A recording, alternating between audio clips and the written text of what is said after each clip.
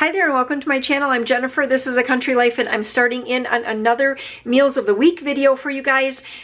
Those seem to go over quite well. I know that people are always looking for meal inspiration, and I typically try to make things that are pretty quick and easy.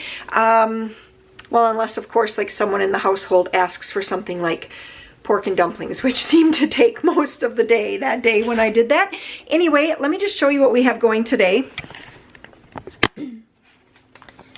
So today I'm going to be making seasoned wings, and this is just a recipe from my first cookbook, which, let me tell you, today is actually the day that I just submitted volume 2. I'm so excited to have that submitted. It's probably going to be about 5 or 6 weeks before it is back from the publisher, like delivered to my doorstep and ready to go to you, but I am so excited for it. But anyway, volume 1 here, seasoned wings. This is just one family pack of chicken wings. I picked these up at Aldi when they had them for $5 off, because right now, holy cow, chicken wings for a big pack like this are around $20. And so, yeah, I waited for them to be $5 off because they were like close to their Best Buy date. And then I snagged them. So I just put a little cooking spray over top of them. That's parchment paper here. I have my oven preheated to 400 degrees right now. And now I'm going to sprinkle on some of this zesty Italian dressing. So I'm going to use 1 pack. And I will use oftentimes 2. So I'm just going to get this sprinkled on. See how that looks. And then when we flip it halfway through, this also helps if there's any little feathers. It helps to be able to see those. All right, that's what it looks like. I'm going to get this into the oven. I'm going to put it in for 30 minutes and then for an additional 30 minutes. You know what I normally do, you guys, that I wasn't even thinking about? Normally I put these skin side down first. Is that what I normally do? I do. Well, anyway, this is what we have going tonight, and so sometimes they're done in 50 minutes. Sometimes it does take a full hour. It really depends on kind of how crispy, crunchy you want that skin to get. To go along with supper, I'm making this yellow rice. I saw this boxed mix yellow rice at Aldi, and I picked it up. I'm not really familiar with the brand Goya, but anyway, I'm just making that. So I have 2 cups of water in here. I'm going to bring that to a boil. And once that comes to a boil, let me just double check. Once that comes to a boil, I will add in this entire pouch plus a tablespoon of butter.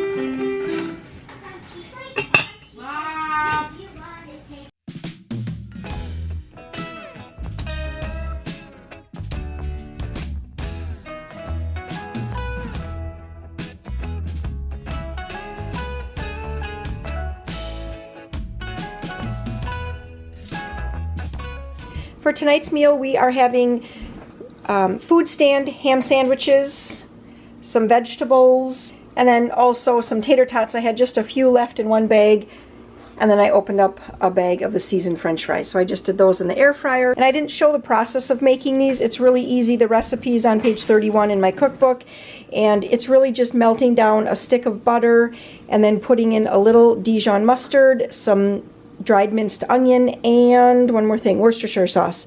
Then you just pour that over top of your ham and cheese, whatever kind of, really any kind of lunch meat you want, any kind of cheese you want. Pour it over, pop them in the oven for 15-20 minutes, and that's it. You can foil these and put them in the fridge overnight. That's actually like what the recipe says to do. Oftentimes when I think about it though, it's 20 minutes before supper, so I don't usually do that. But anyway, that's what we're going to be having here tonight for supper. Mmm. What vegetable are you going to take? Tonight for supper, we're going to be having a fish fry along with roasted potatoes. You can see that my potatoes, I peeled them. And yes, it was another day of swimming, so that's why hair up, sunglasses on.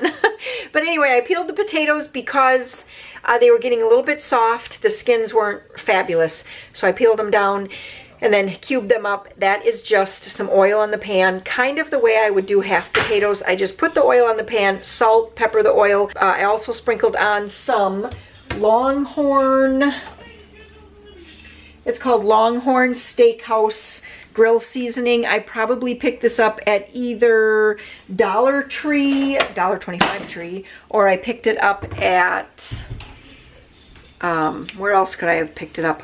Maybe at Aldi. I don't really know where I got it. But anyway, so I sprinkled some of that on, and then I just put the potatoes on the pan, kind of mixed them around to kind of mix up the oil and the seasonings. I put them in the oven at 400 degrees.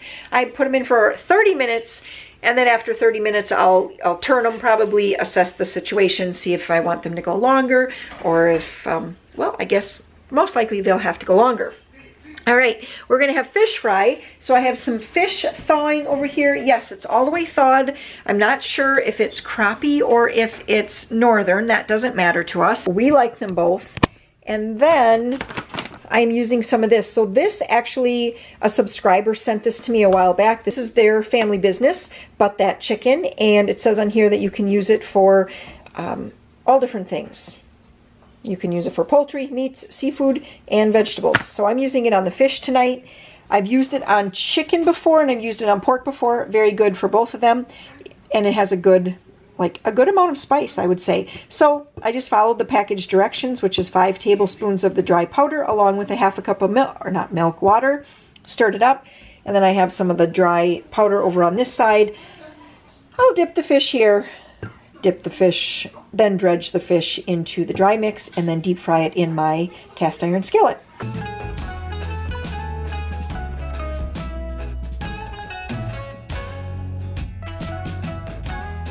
So we're starting off this week with just a good supper.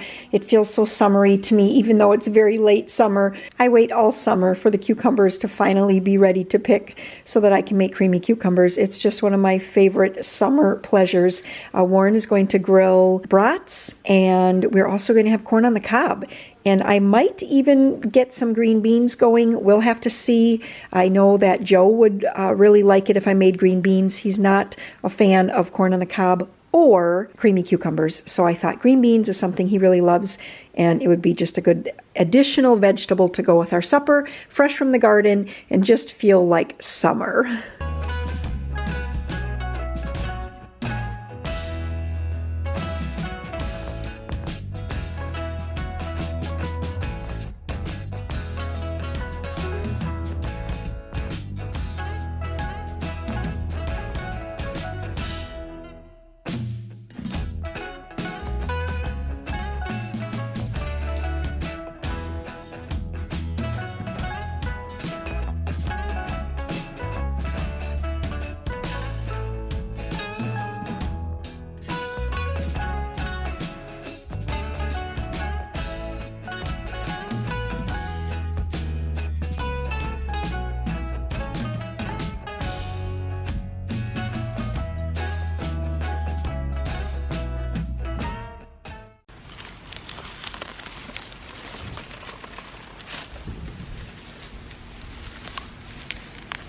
We had our septic pumped last week, and the pumper man was talking to me about his garden, and he said that he was getting a little tired of just creamy cucumbers, and so he started to add his cherry tomatoes to it, and I thought that sounded like a good plan. So I didn't have any green onions, so I just picked a red onion from the garden, put a few slices in, and then I'm also adding in some cherry tomatoes. What are you doing over here, Golden Cookie? Huh? What are you doing over here? You're coming for my tomatoes? Look at this. They picked the tomatoes off. Oh, that one's okay. But they come over, they pick the tomatoes, they take one bite of it, and then they leave it.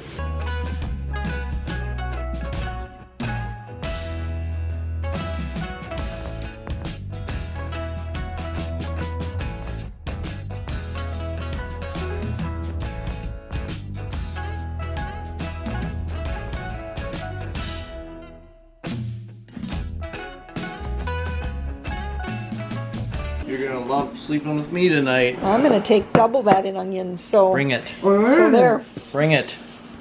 The farts? What? Breath. Onion farts? Onion Breath. farts, no onion breath. Oh. Ew! There you go. Oh no. The ketchup and mustard are right on the counter here for you. Do you want cucumber salad? No.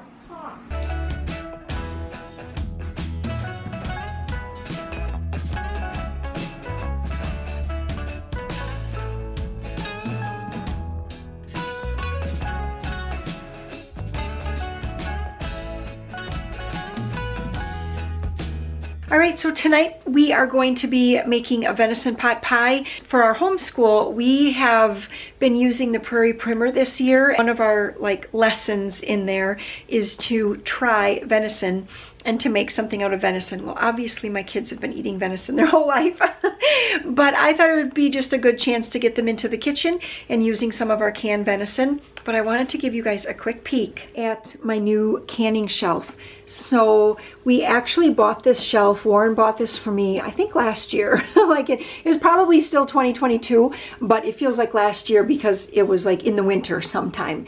And he bought this at Home Depot because I said I would like the biggest shelf that you can find that seemed sturdy and strong and had could hold a lot of weight. And it says that every one of these shelves will support up to 320 pounds.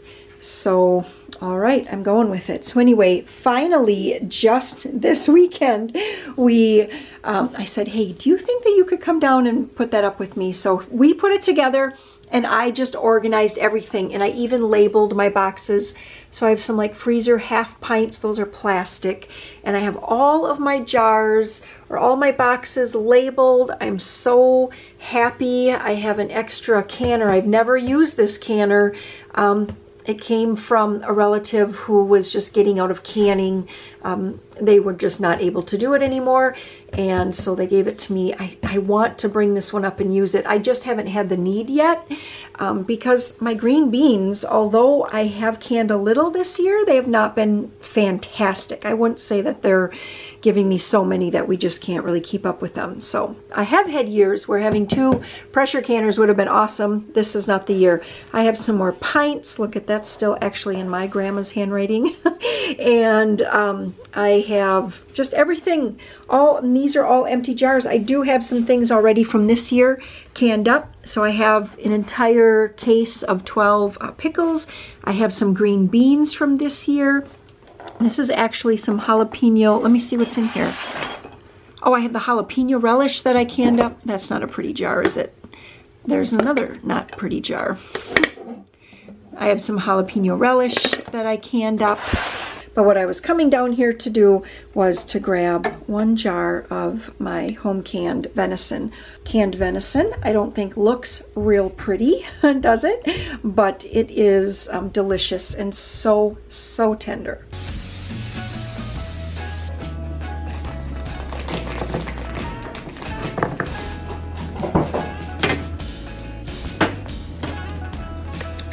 Because if they touch, that's fine. You know, when they rise. There.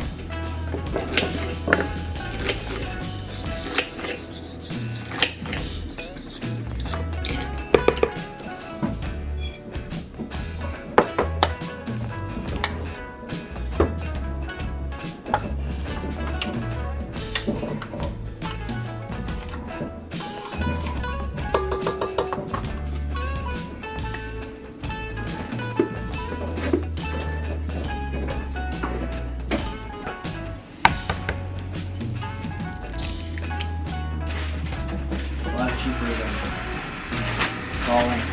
Yep, that's true. So Peter just put in about a cup of lard, and then I didn't have any more than that, so we substituted with a little bit of shortening. And just mix it slowly like that, Peter, till it kind of makes crumbs, okay? You don't want it to come to a big ball.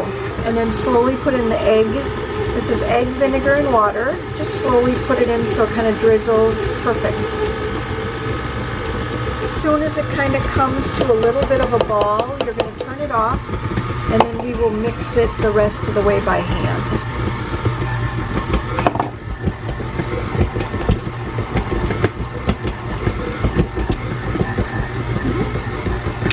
So Peter left me and Maria came in in his place, and so she's picking up with the pie crust now. And we just made a double crust. Actually, this recipe will make 2 double crust pies. So she's just gonna get that rolled out. We want it to fit into the pie plate over there. That's looking pretty good.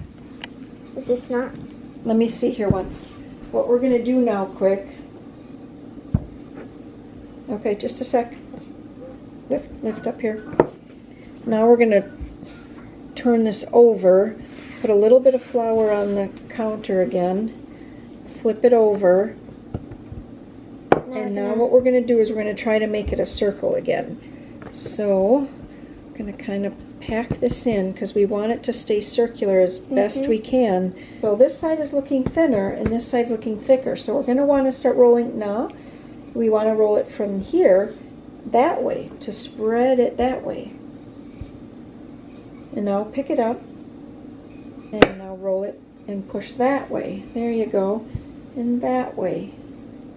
All right, Maria, that looks really good. Okay, so now we're just going to let that be for right now, and we're going to get the rest of the things into the pie. So we are using a recipe. This is actually from Cookbook 1. The best ever pie crust is in here, as well as, come on, right here, venison pie. I'm just kind of loosely using this recipe, guys. Sometimes I will use raw meat cooked with cooked vegetables, canned vegetables. Sometimes I use cooked meat with raw vegetables, and really as long as, you know, you have that in long enough in the oven, it just seems like it works out. So today I'm using actually raw potato, raw carrots, some celery, and then we are going to use the cooked meat. I'm not doing the rutabaga today. Gravy packet. We'll top it with some butter. I'll put a little bit of sliced onion on the top, some salt and pepper, and the pie crust, and that is going to be our venison pie. So I poured out some of the meat juice from the canned venison into this bowl here, sprinkled over a brown gravy mix, and now Maria's just mixing that up for me to get, you know, I just want you to whisk it until there's no more powder left, okay? And then I'm actually going to strain out the rest of the liquid. I don't want that much. I really want it to get gravy-like and not too liquidy. And this really is just kind of by feel.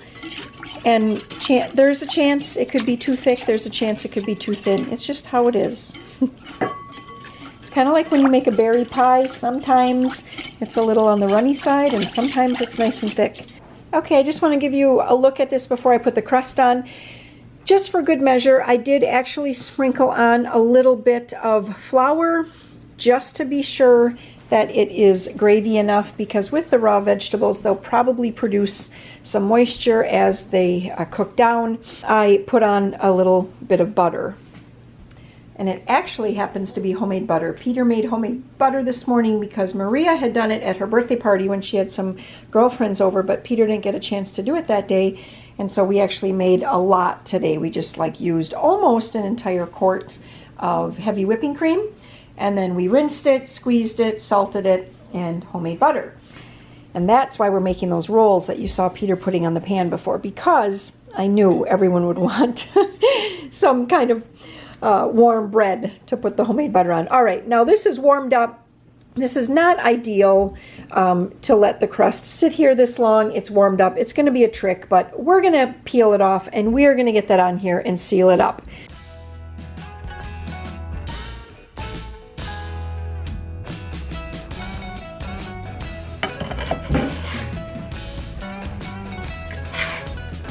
All right, we'll make this work.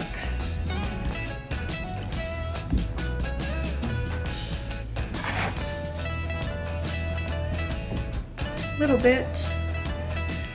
All right, it's going to be a little bit before we get that into the oven, so I just kind of set it off to the side. We're going to get things cleaned up here, and then I think what else we'll do along with this for supper, since we have the crust and then we also have the bread.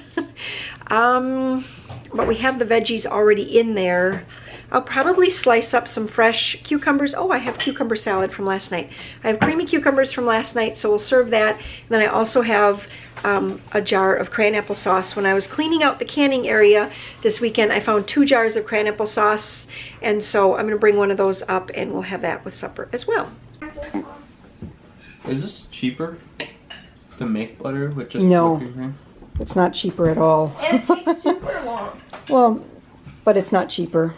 Mom. Heavy whipping cream is between $4.50 and $7. And does that look good, Joe? Yes. What else are you going to have? A biscuit? No biscuit. Or applesauce? Take your hat off. Applesauce. No biscuit. Okay.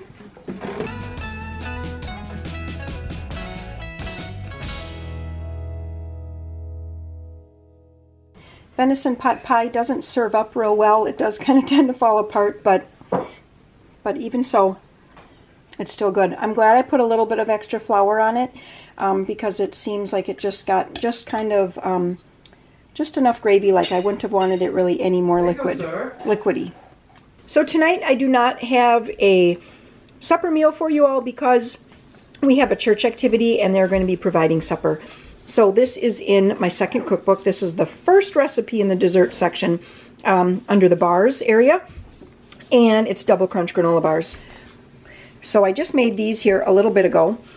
And I'm going to give you guys a tip. You can see that maybe the edges are almost, I would almost call the edges a little bit burnt. When I opened up my oven, so I preheated my oven to 450 degrees.